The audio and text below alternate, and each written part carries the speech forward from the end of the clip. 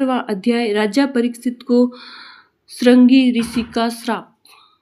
सूत जी कहते हैं, अद्भुत कर्मा भगवान श्री कृष्ण की कृपा से राजा परीक्षित अपनी माता की कोख में अश्वत्थामा के ब्रह्मास्त्र से जल जाने पर भी मरे नहीं। जिस समय ब्राह्मण के शाप से उन्हें डसने के लिए तक्षक आया, उस समय वे प्राणनाश के महान भय से भी भयभीत नहीं हुए, क्योंकि उन्होंने अपना चित्त भगवान श्री कृष्ण के चरणों में समर्पित कर रखा था। उन्होंने सबकी आसक्ति छोड़ दी, गंगा तट पर जाकर श्री सुखदेव जी से उपदेश ग्रहण किया और इस प्रकार भगवान के स्वरूप को जानकर अपने शरीर को त्याग दिया।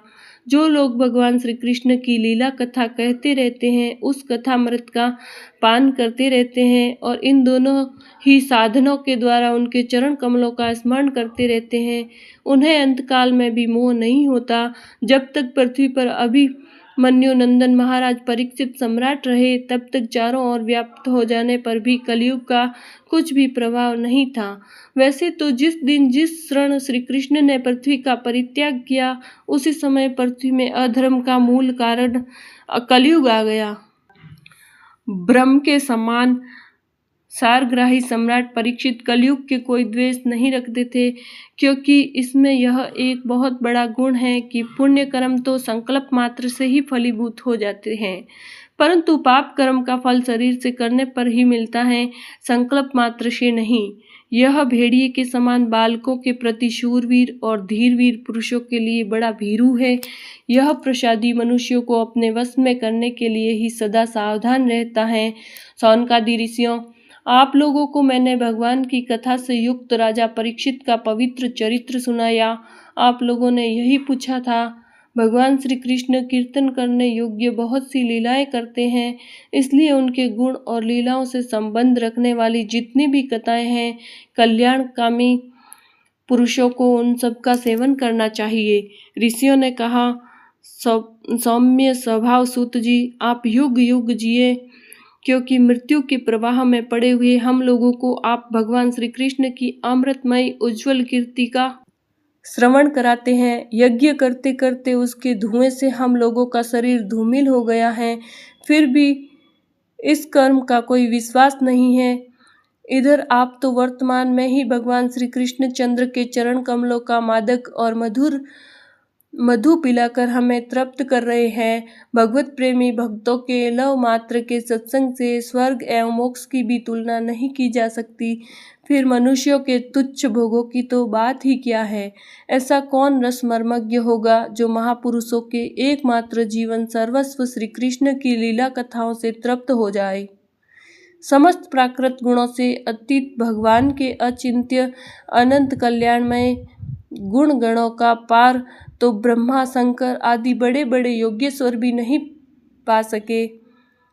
विद्वान, आप भगवान को ही अपने जीवन का ध्रुव तारा मानते हैं, इसलिए आप सत्पुरुषों के एकमात्र आश्रय भगवान के उदार और विशुद्ध चरित्रों का हम श्रद्धालु श्रोताओं के लिए विस्तार से वर्णन कीजिए।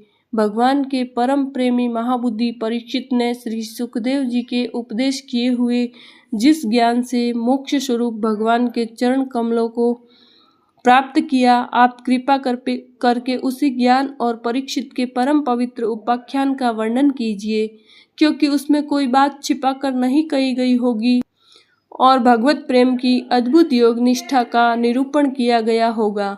उसमें पद पद पर भगवान श्री कृष्ण की लीलाओं का वर्णन हुआ होगा।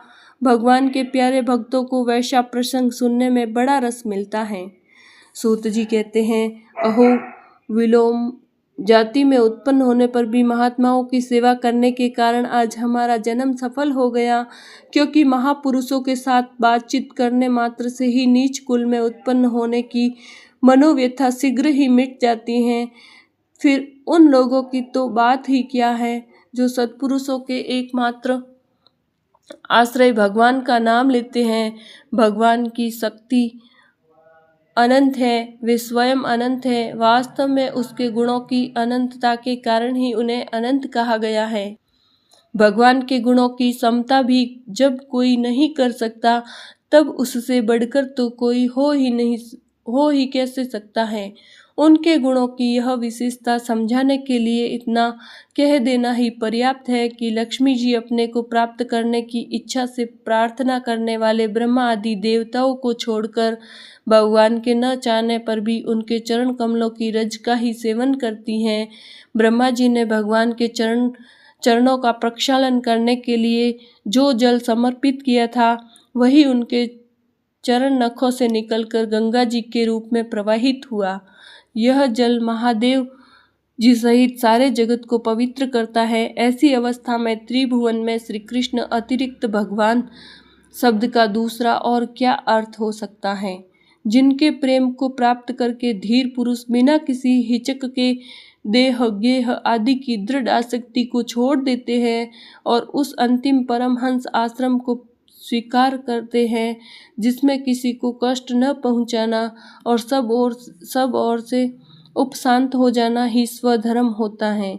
सूर्य के समान प्रकाशमान महात्माओं, आप लोगों ने मुझसे जो कुछ पूछा है वह मैं अपनी समझ के अनुसार सुनाता हूँ। जैसे पक्षी अपनी शक्ति के अनुसार आकाश में उड़ते हैं, वैसे ही विद्वान लोग भी अपनी अपनी बुद्धि के अनुसार ही श्री कृष्ण की लीला का वर्णन करते हैं। एक दिन राजा परीक्षित धनुष लेकर वन में शिकार खेलने गए हुए थे। हरिणों के पीछे दौड़ते दौड़ते वे थक गए और उन्हें बड़े जोर की भूख और प्यास लगी। जब कहीं उन्हें कोई जलाशय नहीं मिला तब वे पास के ही एक ऋषि आश्रम में घुस गए। उन्होंने देखा कि वहां आंखें बंद करके शांत स्वभाव से एक मुनि आसन पर बैठे हुए हैं। इंद्रिय प्राण मन और बुद्धि के निरुद्ध हो जाने से वे संसार से ऊपर उठ गए थे। जागृत स्वप्न सुषुप्ति तीनों अवस्थाओं से रहित निर्विकार ब्रह्म स्वरूप तुरीय पद में वे स्थित थे। उनका शरीर बिखरी हुई जटाओं से और कृष्ण मृग चर्म से ढका हुआ था। राजा परीक्षित ने ऐसी ही अवस्था में उनसे जल मांगा, क्योंकि प्यास से उनका गला सूखा जा रहा था। जब राजा को वहां बैठने के लिए तिनके का आसन भी न मिला, किसी ने उन्हें भूमि पर भी बैठने को न कहा, अधर्य और आदर भरी मीठी बातें तो कहाँ से मिलती। तब अपने को अपमानित सा मानकर वे क्रोध के वश हो गए। शौनक जी, वे भूख प्यास से छटपटा रहे थे, इसलिए एकाएक उन्हें ब्राह्मण के प्रति ईर्ष्या और क्रोध हो आया। उनके जीवन में इस प्रकार यह पहला ही अवसर था। वहां से लौटते समय उन्होंने क्रोधवश धनुष की नोक से एक मरा सांप उठाकर ऋषि के गले में डाल दिया और अपनी राजधानी में चले आए। उनके मन में यह बात आई कि इन्होंने जो अपने नेत्र बंद कर रखे हैं, सो क्या वास्तव में इन्होंने अपनी सारी इंद्रिय वृत्तियों का निरोध कर लिया है, अथवा इन रज्जाओं से हमारा क्या प्रयोजन है। यह सोचकर उन्होंने झूठ मूठ समाधि का ढोंग रच रखा है। उन समीक मुनि का पुत्र बड़ा तेजस्वी था। वह दूसरे ऋषि कुमारों के साथ पास ही खेल रहा था।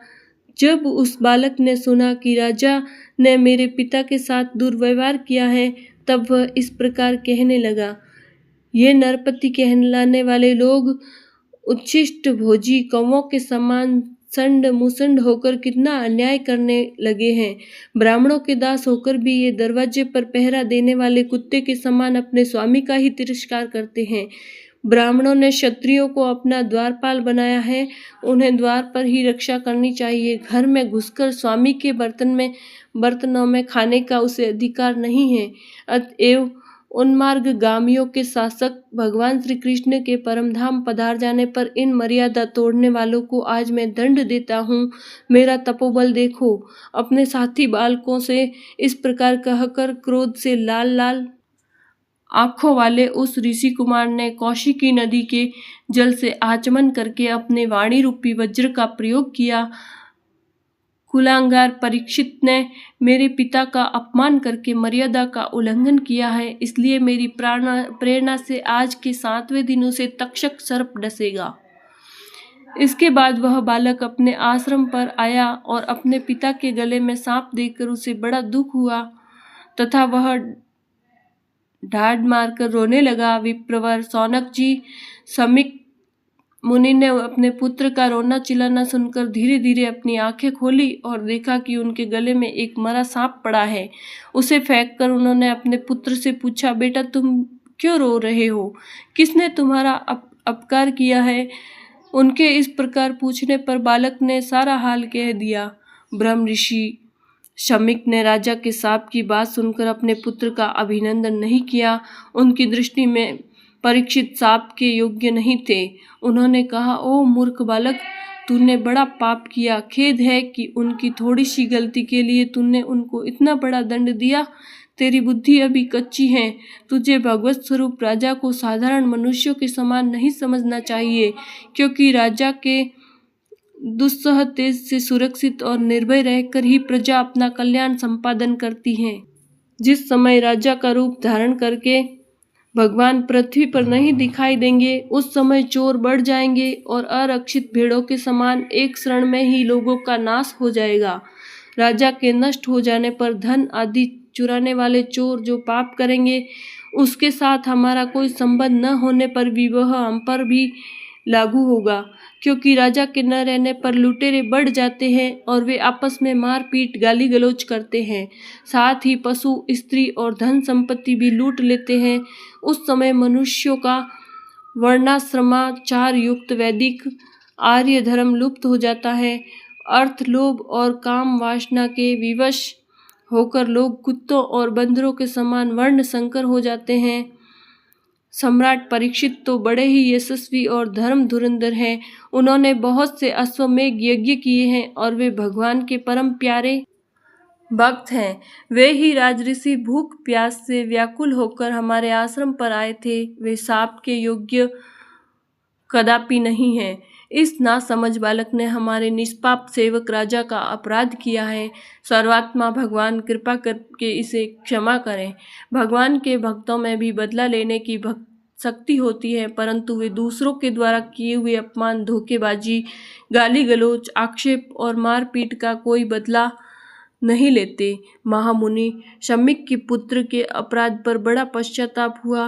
राजा परीक्षित ने जो उनका अपमान किया था, उस पर तो उन्होंने ध्यान ही नहीं दिया। महात्माओं का स्वभाव ही ऐसा होता है कि जगत में जब दूसरे लोग उन्हें सुख दुख आदि द्वंद्वों में डाल देते हैं, तब भी वे प्रायः हर्षित या व्यथित नहीं होते, क्योंकि आत्मा का स्वरूप तो गुणों से सर्वथा परे है।